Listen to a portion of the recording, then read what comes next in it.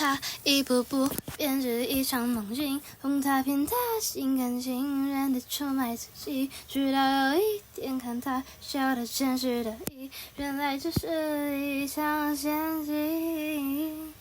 他一步步掉进这深渊里，才明白爱真是廉价的不值一提。事到如今，他想要逃笼中的鸟，却再也飞不出去。他和魔鬼做了交易，他偷偷做了他的心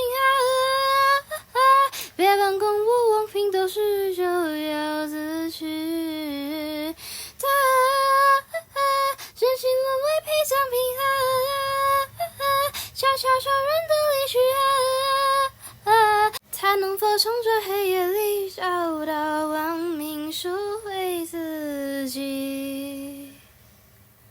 他一步步掉进这深渊里，才明白爱真是廉价的不值一提。事到如今，他想要逃笼中的鸟，却再也飞不出去。